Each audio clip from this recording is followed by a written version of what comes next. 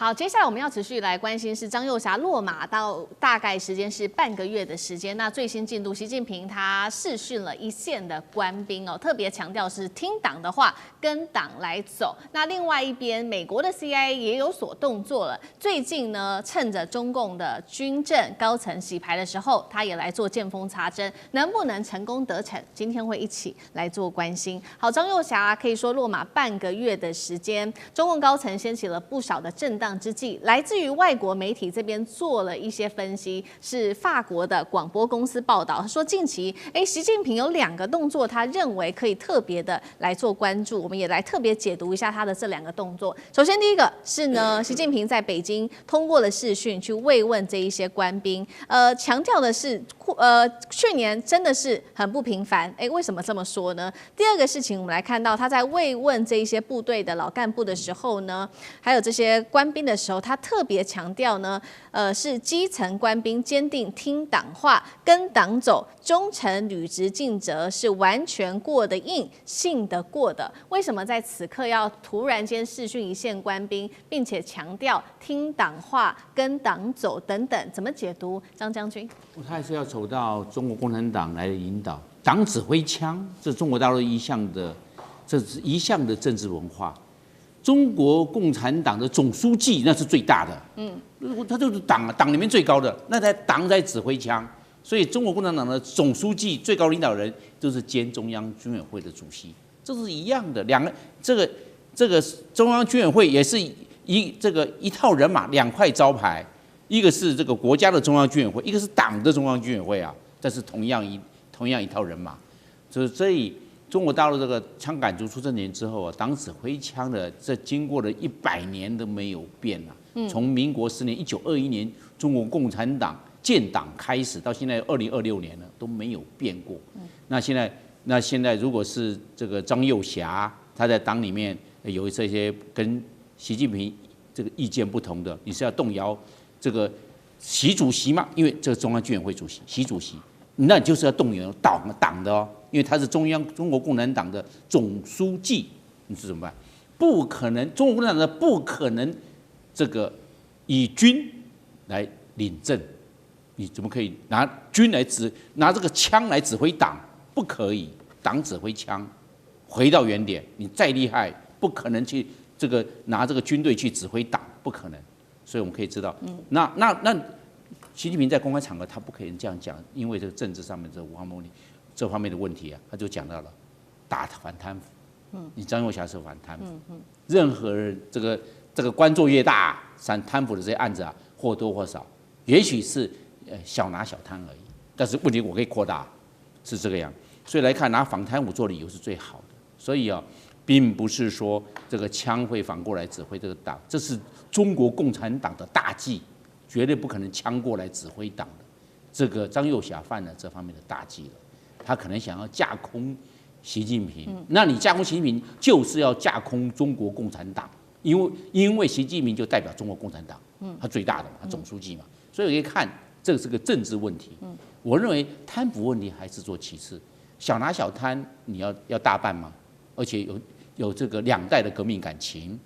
那你要真的要这个大动干戈吗？也会造成这个习近平的威信受影响啊。但是不得不办了，因为这个已经是枪要来指挥党了，枪要来领导党了，这是不可能的事情，这是共产党的大忌哎，怎么可能办？非要出手不可。所以啊，张幼霞就中箭落马。然后习近平利用春节的时候啊，到各部队做巡视、做文宣，解放军报也好，人民日报也好，通通都会做报道。这就完毕，穿过水湖红了，还是党独大，还是党又回到党指挥枪了，又回到中国共产党的这历史性的领导，这个是不会变的。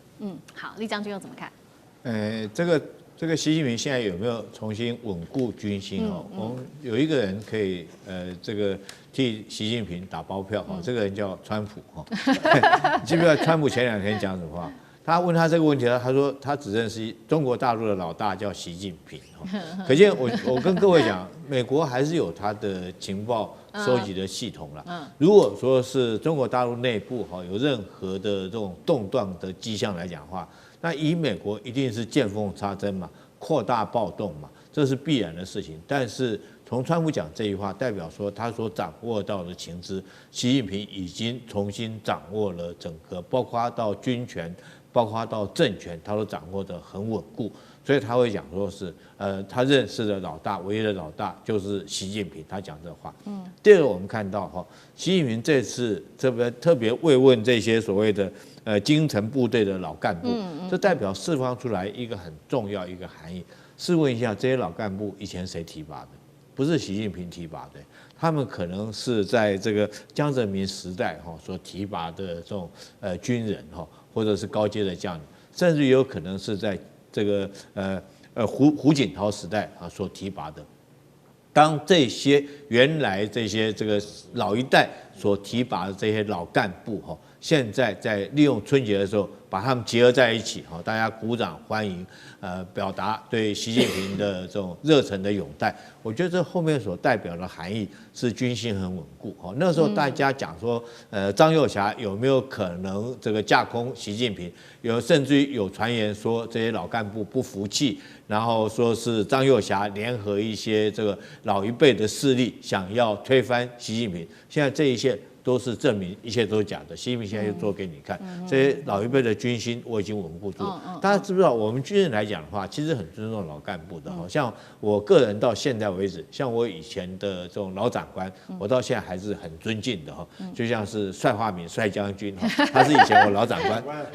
我到现在为止还是很尊敬他。我看到他一定先敬礼，这是我们军人讲究的是军中伦理哈。当这些老干部这个去跟他的徒子徒孙，或者是他的子弟兵讲说这拥护习近平哈他也做出来这种动作，他以身示范，我相信底下的军心马上就稳固下来。我觉得这是非常重要，因为我们军人讲究的是军中伦理嘛。那如果说这些老干部这样，你想想看，这个整个这个还有几个人能够做官？当然不否认了，张又侠可能也有一些他的派系人马，但是传说中哈。当张系的一些军中干部，由于看到张系已经倒台了，张又侠已经倒台了，有些传说中他们已经这个打报告，这个离职了甚至于报退伍了，甚至于有些人就改变他原来的想法。所以我觉得这是很明显的，在这场斗争之中，如果说是把它归类为一次的军中的人事的斗争，我觉得习近平是完全的掌握了上风，也完全掌握了军心。尤其是说最重要的，他特别跟所有人讲这次军中的这次人事的风暴，定位在一个反贪腐，也就是说反贪腐，我想说站在道德的制高点嘛，大概所有的官兵不会有所疑虑或有所的疑问，因为没有人会认为说贪腐是正确是对的，所以当这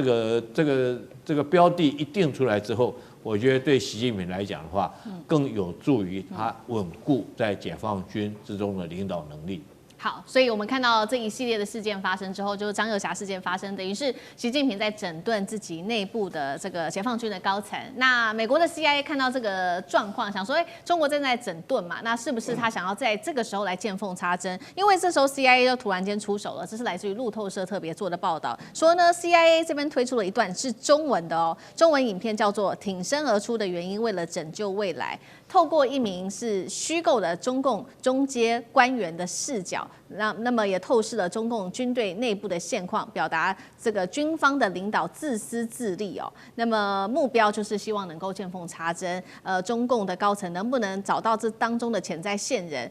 然后让内部更加震荡？那李老师又怎么看？OK， 不管唯利是图、自私自利，这都是情报这个单位所做出来的一些认知战。那我们知道情报这个单位呢，它最主要是什么呢？绝对不是收集情资而已，当然也很重要。最重要是要制作一些可以能够打击敌人的一些假情报。那么我们想太多了打伊拉克有一个假的这个玻璃瓶里面放了所谓的毁灭性武器等等的。那我们也知道反送中从2019年，我相信这个CIA也布局了非常多人在里面做所谓的煽动产生的所谓反送中，结果还是失败了所以他这次一定也会想见缝插针，但是会不会赢，我觉得没那么容易。当然大家可以看到嘛，川普不是也做了一个动作，然后告诉这个意见人士，就伊朗那边说，你们尽量去抗议，尽量去反尽量反，而且我们援助就在路上，他非常清楚的告诉，都在做这个动作，不止 CIA 啦，总统也很会搞这个。我觉得美国呢都一路在全球的布局了他 CIA。的确，他会在这种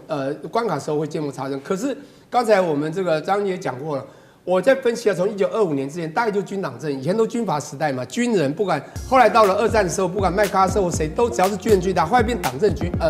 嘛。然后像台湾这边有个共产党、国民党，那后来变成政党军或党政军。